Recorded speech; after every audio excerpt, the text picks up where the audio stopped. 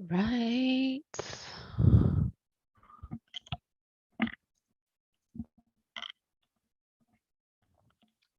Welcome, everyone. Make sure everything is functioning. I actually don't remember what other emotions we had going. So let me check that real quick.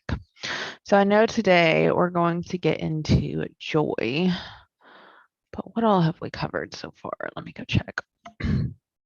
So remember that, okay, so we did discuss envy, anger, fear. Yeah, I think sadness is accurate. If not, whatever, we'll cover it twice. Okay. So, as always, we are getting into DBT skills, emotion regulation, which is about page 218 if you're following along in the book. And today we're going to talk about the specific emotions of joy and sadness.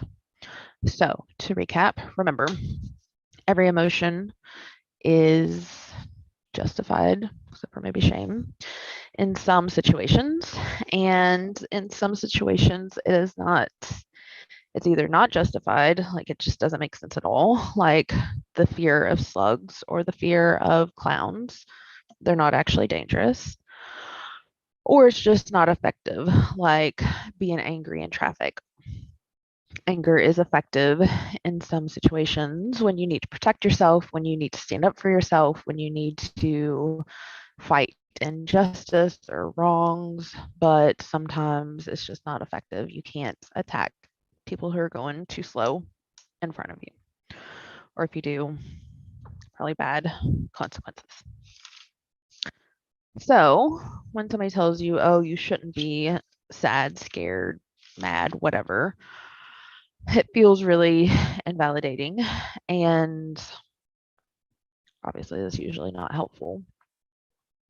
But when you yourself decide, like, I don't want to feel the intensity of this emotion, I'm having negative consequences from having this emotion so often or so intensely, this emotion is not effective for me right now, this emotion is really screwing up my life, then you can decide when to change your own emotions via emotion regulation.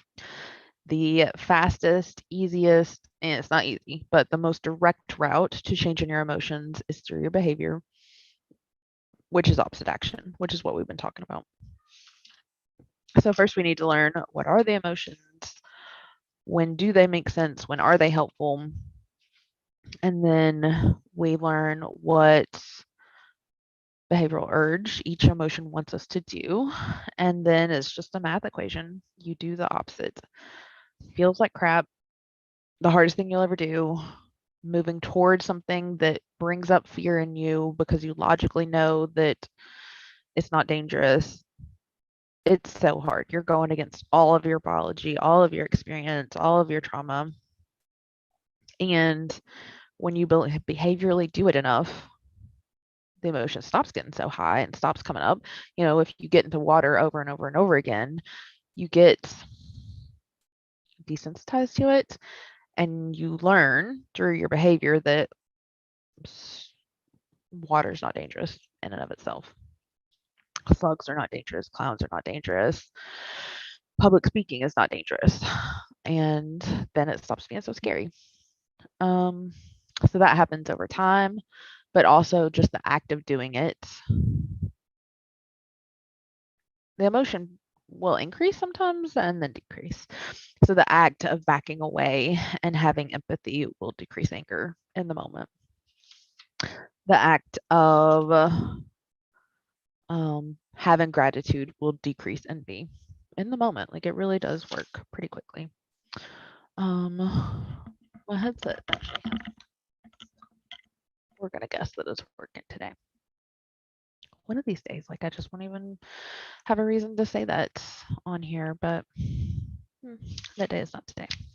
All right, let's get into love and joy and happiness. Page 220. It can feel surprising, I guess, to know that sometimes you shouldn't be happy. There are times when love and joy and pleasure are not justified and they're not effective and they're not helpful. So it is justified. You should be happy when whatever it is that you're doing, whomever it is that you're loving, the substance that you're using, the activity that you're engaged in improves your life. That's the answer. That's obviously a very tricky question. Is this relationship with this partner that I love improving my life or not? Is drinking in the evenings improving my life or not? Is taking a nap improving my life or not? The answer, it all depends. It depends on the context. It depends on the pros and cons. It depends on the evidence. That part is really tricky to figure out, like, is this actually an improvement or a detriment? So we can think of a million things. Some of them are pretty obvious. Heroin, it feels amazing. Usually screws up your life. Cocaine, massive amounts of any substance, those are pretty obvious, like, that's screwing up your life. Things that are trickier are exercise. Could be a bit good, could be bad. Oreos could be good, could be bad. Relationships, maybe it's an improvement, maybe it's a deficit or detriment. Basically anything that you can be addicted to. So addiction is really excess love and excess pleasure and excess joy from a substance, a person, a behavior, and when it starts to mess up your life. So you can really look at checking the facts, which we'll get into in a minute, next time probably, pros and cons, to determine if it's justified or not.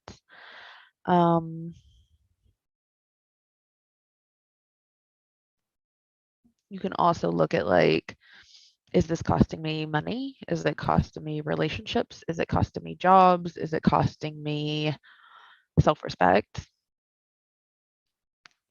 And that can kind of help to tell whether this thing that you really love and really makes you happy is actually causing you a problem and is a detriment, and you should decrease your love, decrease your happiness, decrease your joy.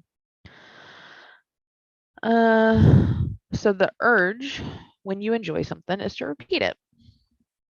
If you like gardening and it gives you joy and pleasure, you're going to want to garden more. If you like smoking and it gives you joy and pleasure, you're going to want to smoke more. If you like doing cocaine and it gives you joy and pleasure, you're going to want to do cocaine more. If you like a boy and he gives you joy and pleasure, you're going to want to be around that boy more, or girl, or whomever. If it is pleasing, if it gives you happiness and joy and love, you're going to want to repeat it. You should do that if it's making your life better. If gardening is making your life better, if the boy is making your life better, if smoking is making your life better, if cocaine is making your life better, short term and long term, then it's justified and it makes sense, and go ahead and repeat it. Sorry, it is very sunny here today.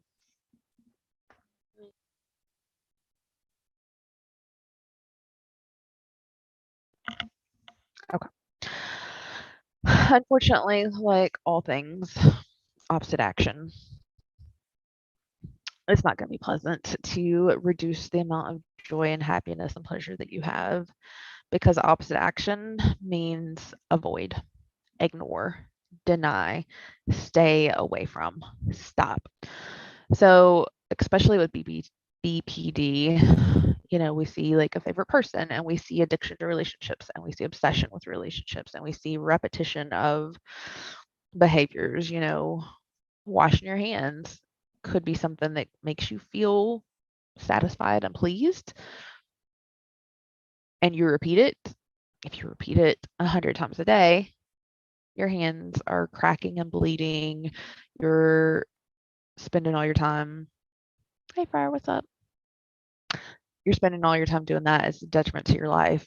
You got to stop. And how you stop, whole other question. But the answer is stop ignore, avoid, deny. And so when we're talking about a favorite person or an abusive relationship, you get to the point where you break up with them. Amazing. You still have that love and joy and you want to repeat so badly. You're so addicted to it. You make it easier for yourself. So this is where little behavioral tricks kind of come in. The Elephant Rider Path from the book Switch by Dan and Chip Heath. A lot of really good tricks in there, hacks. So you motivate the elephant, which is your emotions. You instruct, I think, the rider, which is your logical part, and you shape the path. So shaping the path will help you. So if you have broken up with somebody and you still have this love and joy and pleasure and desire to be with them, but you have decided they're abusive, this is toxic, I need to decrease my repetition of being with this person. You don't repeat it in any way. So you don't follow them on all the different following places, Instagram, Facebook, Twitter, whatever it is that you do. You block, delete. You don't Facebook stalk them. You don't drive by their house. You don't reread old love letters. You don't look at pictures. All of that is the repetition that will keep the love and the joy and the pleasure going up, right? You've just changed the way. Oh my word, this is so shiny.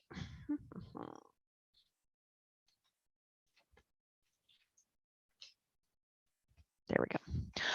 You've just changed the way that you repeat it. Yeah, you're not doing it in person, but you're maintaining that emotion through. I mean, it can get really stalky kind of behavior if you're not careful. Even thinking about it, right? The repetition of thought of like all the good times or all the things that you miss or all the warm fuzzies, that is repetition. And if you do the behavior that you have the urge to do that's related to the emotion will increase. If you run away when you're scared, the fear increases. If you attack when you're angry, the anger increases. You're teaching yourself and you're learning that that is the behavior that you should do. The emotion, the behavior get linked really tightly together. The more you do the behavioral urge, the bigger the emotion gets. So the more you look at their pictures, the longer you're going to be pining over them. The more, so if we think about smoking, it's hard with the pandemic. I'm very much a harm reduction kind of person, and just perfection is impossible, and we all need our ways to cope. So smoking, to get through the death of your mother and her funeral, like, is that the worst thing that you can do? Probably not. Obviously, we all know long term smoking is a bad idea. So if you want to decrease your joy and pleasure from smoking, shape the path for the elephant and get rid of all your lighters, get rid of all your ashtrays, clean out your car, get fragrant candles, don't go into gas stations. Like, make it as easy as possible for you to reduce that repetition. And eventually the joy and the pleasure will go away and it won't be something that you're in love with. Same with a guy, same with a favorite person. Block, ignore, deny, avoid, decrease. What else do we need to know about that? Like with all of the emotions, you want to know the whole range. So it's not just I'm happy. I'm a little bit enthused. I'm enchanted. I'm obsessed. I am attracted. I have affection. I am adoring. I have a small degree of warmth and tenderness, or I am passionate and infatuated with X, Y, or Z. The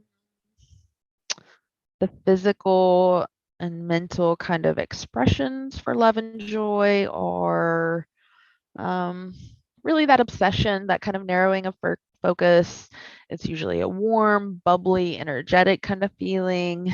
It's a forward moving feeling. So kind of like anger, it's an intense upward, outward, but with the desire to take in instead of push out, right? So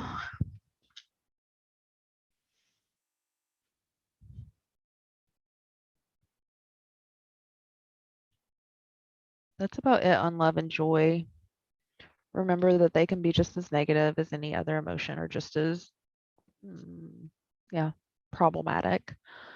And again, like I've had people who are addicted to marathon running and they have like shin bone breakage and their wife divorces them because they're gone on marathons all the time and they have no other life and no other social connections. And it's actually really a detriment to their life, even though it's a supposedly like awesome, healthy thing. It all depends on the context. Oreos can be delightful, amazing, whatever, but if you're binging them and that's all you're eating, like those stories about the girls that only eat chicken nuggets, like that's a problem. Dieting, whew, can be a problem. Restricting can be a problem. Losing weight can be a problem. All of these things, it depends on the context. Being a health nut, being a workaholic, like you can be in love and obsessed and addicted to being a workaholic, and it actually is a detriment to your life. So again, you just have to really analyze like what are the pros and cons, what is the evidence for and against this thing improving or screwing up my life. And that can be really hard, you know. You can be in a relationship that's not like horribly abusive, but in the long term it's probably not the best, or you know, it's kind of equal. Is the job a good thing or a bad thing? Is this habit a good thing or a bad thing? Figuring that out is really the hard part. And then going against your biological urges to repeat once you've figured out that it's a bad thing. Okay. Sadness. Page 221. I feel like we talked about this a little bit, but sadness is appropriate if you have had a loss. That's when it's justified. It makes sense if you've had a loss, if you've lost your job, your wife, your kid, your parents, if you've lost something to death or divorce, if your house burned down, if your car got wrecked, if you lost money, if you lost a leg, if you lost a career, and disappointment. So again, this is where knowing the range of the emotion words helps. Disappointment is a little bit sad. You know, like people don't realize that anxiety is fear. Anxiety is fear. Disappointment is sadness. Despair is sadness, agony, defeat, uh, being dejected, being disconnected. So knowing that you can go from a little bit of discontent, a little disappointed, kind of glum, up to lonely and unhappy, defeated, sorrowful, and then you're up to crushed and anguished and despairing and grief and misery.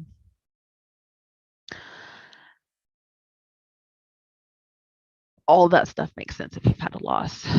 The loss of the future is a big one, right? The loss of your hopes is disappointment. I had intended to be married all my life. I had intended to retire at this company. I had thought that I was going to go on this vacation and that was canceled. That's a loss, right? And so sadness does make sense. Sadness has the physical urge of like a heaviness, a weight. Usually it's in your chest and throat, crushing, pulling in on yourself. It's a heavy inward kind of movement. Obviously, sadness is tears, crying, curling up in a fetal position, and you want the behavior that you want to do is to isolate. You want to be alone. If you're sad, you're going to crawl in a hole and be sad alone. You're going to cry alone in your bedroom, in your bed under the covers. The last thing on earth that you want to do is go to a 5-year-old's birthday party. You don't want to be around people. You don't want to engage, and that is opposite action. So again, with sadness, maybe it did make sense. Maybe the loss was strong and sadness was appropriate and it was effective. It allowed you to pull in. So sadness, the point of sadness is to figure out who you are now without this thing. What are you going to do without the vacation? Who are you now that you're out of the military? What is your life like now that you're divorced? Who are you now that you're orphaned and your parents are gone? Like, oh God, pick up the pieces, put it all back together in a different shape, like a Lego castle that's been destroyed and half of the pieces are taken. Like, what can you rebuild? Who can you become? What are you now that you're not the thing that you were? That's the point of sadness. It gives you time and space to reevaluate, lick your wounds, heal, grieve, mourn, and then go back out. That's the kicker. You've got to engage, you've got to socialize, you have to be with other humans if you want the sadness to decrease. You shouldn't do it too quickly. That's a problem. Just like not being angry enough is a problem. Not being sad enough is a problem. Or changing sadness over into anger, which is what 80% of dudes, men, males do. Bless them. But they're not socialized to show sadness or fear. It's a weakness to have emotions. And so they just transfer it over into anger. You're not actually angry, you're sad. You've had a loss. So this can also help if you think through what the emotion is, what the context, what the justification is. If you had a loss, you should be sad. And if you're not sad, you should think like, why am I not sad? Did I not care about that thing? Or am I scared of being sad? So that reminds me of Joy. Brene Brown, who is a genius, talks about foreboding joy and how joy is actually the scariest emotions. So you can be afraid of emotions themselves, especially if you were raised in a toxic, invalidating environment where if you showed an emotion, you were told, suck it up, get over it, I'll give you something to cry about, or, oh, you like that thing, now I'm going to use it against you. If you showed emotions, it was dangerous at a certain point in your life for some people. And so you've learned to just blank face it. You've learned to numb it all out. You've learned to not have any emotions, not show any emotions. Or, like the guy situation, you cry on the playground because your favorite toy is broken and you're called a sissy or a wussy or a who knows what kind of horrible names and you're ostracized. Oh, you learn to not show sadness and instead be angry and like throw the toy because you're mad, but what you're really sad. You really lost something, and so sadness makes sense. So think if it's safe to feel an emotion. Another reason people get really phobic of emotions is that they don't have the capacity to turn for real. The sun is just like following me around in a circle.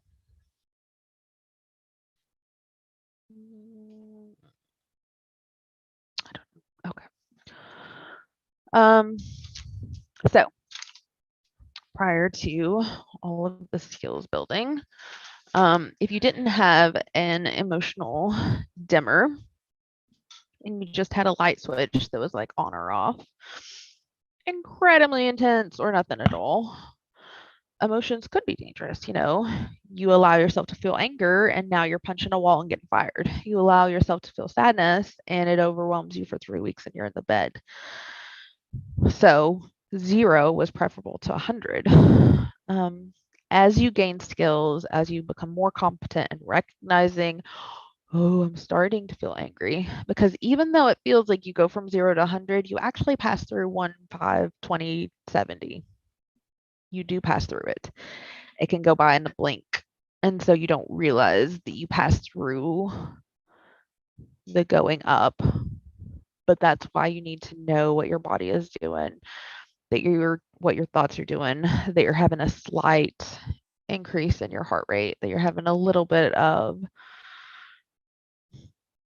hyper focus, that your brow is starting to scrunch up. before you're raging and bashing somebody's car in with a baseball bat.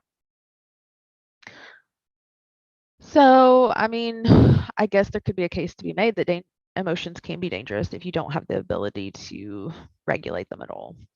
But doing these skills over and over and over again, doing the polyvagal skills, which we talked about, I think, in distress tolerance, that does give you a dimmer switch where you can just turn it down a little bit and you can have anger without being furious. You can have sadness without being in bed for 3 months. You can have love without being obsessed. Our goal is to put a dimmer knob on. Another analogy is sometimes people are phobic of emotions, even when there's not that evidence that they go to 100, because they know that they have such a dammed up wall lake of emotions from childhood. So this is called inhibited grief and the dialectical dilemmas. You didn't have time to be angry or sad or scared when you were a kid because you were just trying to survive. Bad thing upon bad thing upon bad thing happened. You had to like deal with it, get over it, not show it, and stay safe. You still had all those emotions. They were just shoved deep, deep, dark into the recesses of your unconscious, subconscious, and put into the closet, put into the lake. And now you have 30 years worth of emotions just like brimming and boiling and waiting for one little pinprick, which can be terrifying because you feel like you're going to drown if you intentionally open up that emotional content. Obviously, do this with a therapist. Hopefully, you're able to do that. But putting a faucet at the bottom of the dam and turning it on in therapy and crying and weeping in therapy and talking about how hard things were. Putting the faucet on and showing that you're angry with your therapist because they're late to every appointment and just showing a little bit of annoyance and a little bit of irritation and saying it. Talking about this thing that is scary and allowing yourself to feel the fear. That's a little bit of a knob to let out some of that pressure, drain some of the sickness in the wound. So important. And it's the whole point of therapy. Like, let out all of that difficult content that you've been building up for 30 years. And it feels like a pop bottle that's been shook up and that's going to like erupt. And it is for a little bit. And it feels overwhelming and like it'll never stop. But it does. It stops. You can't feel an emotion at 100 forever. Now, you can do, behaviors that are not great in that emotional state. But if you're in a safe space, if you're with somebody that can help you and support you, it fizzes out and then it goes away. And then it comes in a wave and then it goes down. Like this wave process, and just allowing yourself to kind of float the waves and allow the waves to come and then allow them to go away. But if you're spending your whole life holding your hands up against the waves and not allowing them to hit you at all, you're going to be exhausted. And spoiler alert, they're going to come out anyways when somebody does cut you off in traffic or you see a sad commercial on and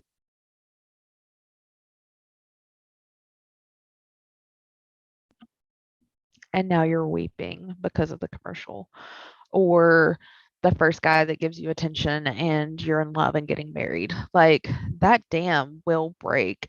And now you got a DUI. And now, so this is the dialectical dilemma, inhibited grief that is blocked and put away for years and years and years will break into unrelenting crisis.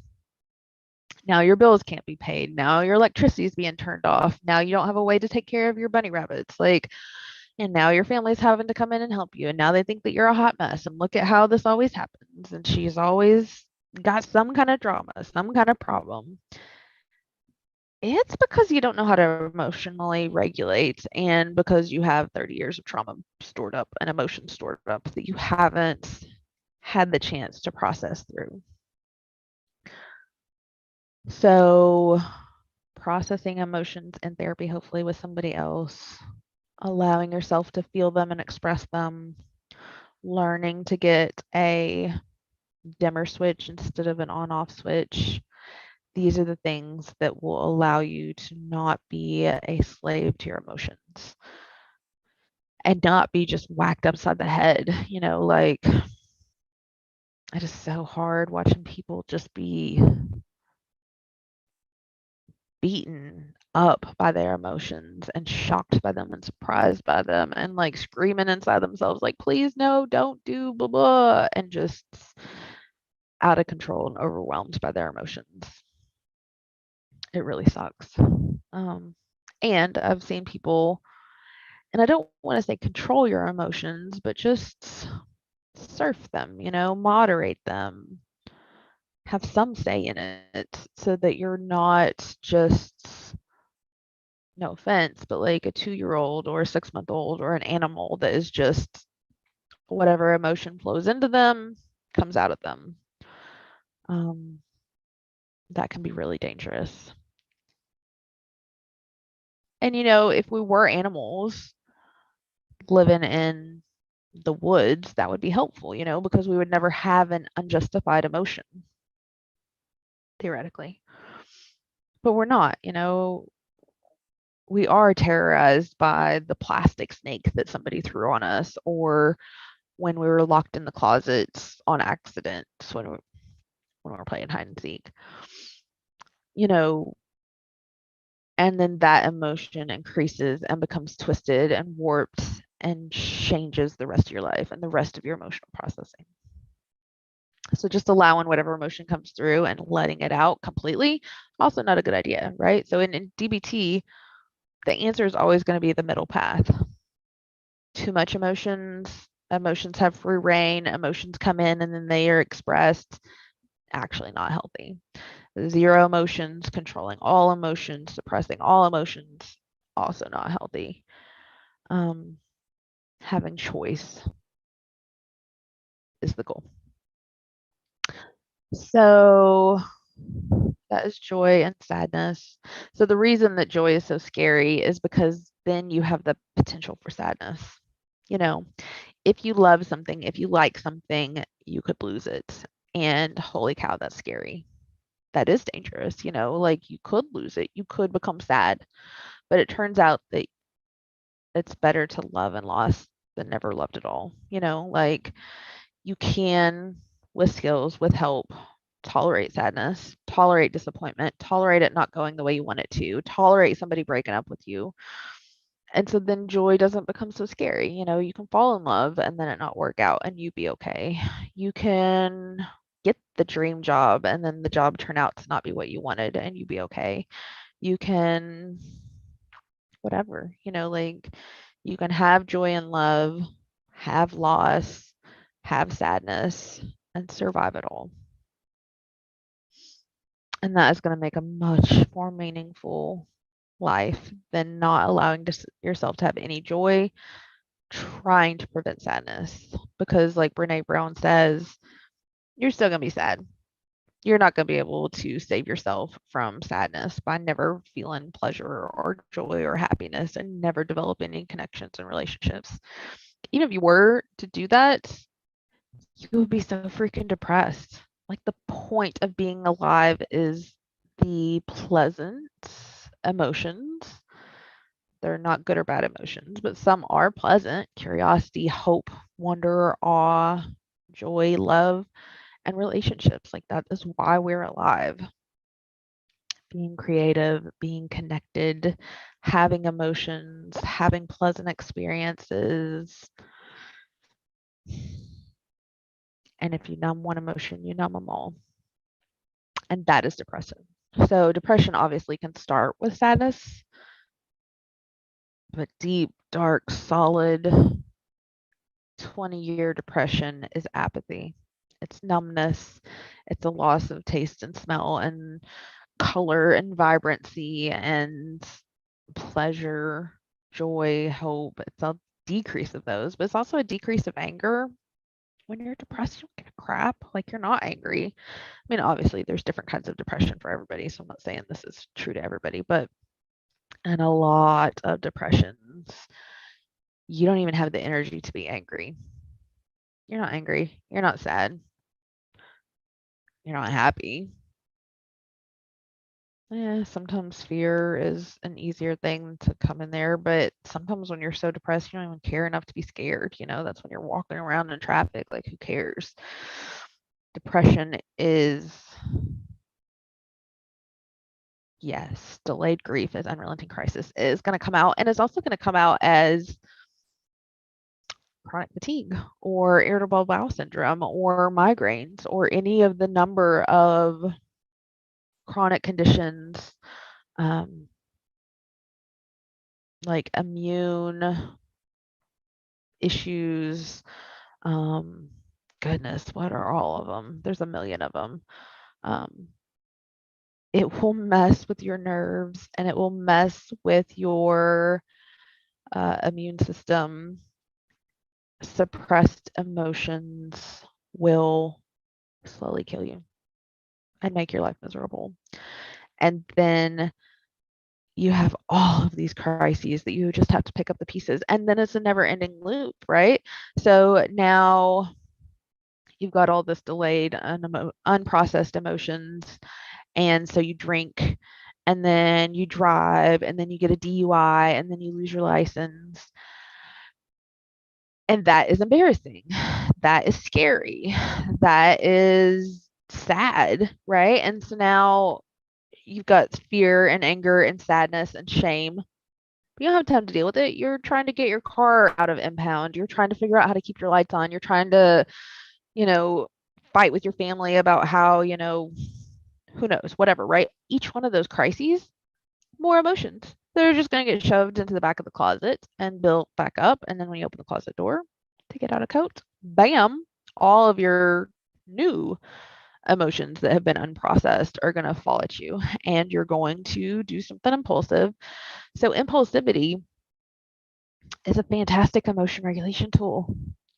Fantastic in that it works really well. If you go out and spend all your money, you're going to decrease your sadness. If you go out and drink a ton and go driving around and partying, you're going to decrease your fear.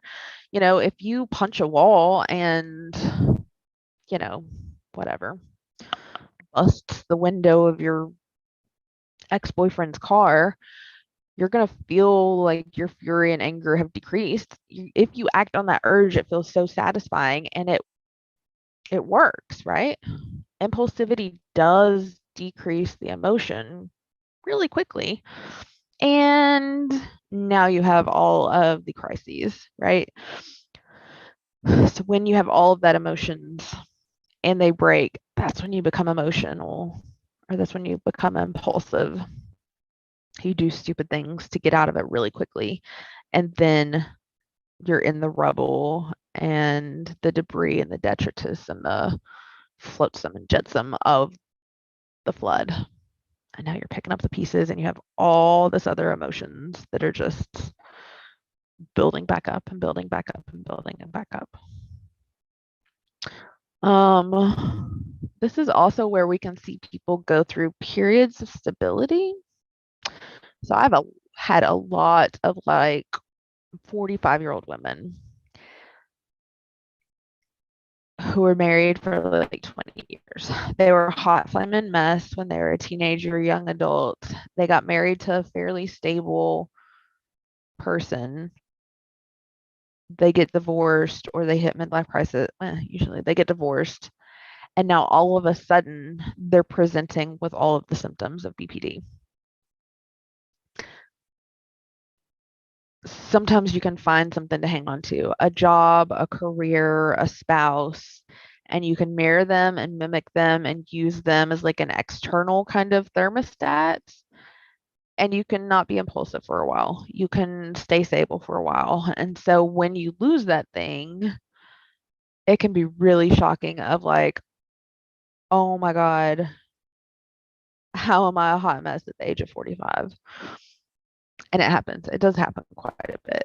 I'm glad that you got 20 years of stability, but you were using an external source to remain stable for 20 years and you never learned how to regulate your own thermostat.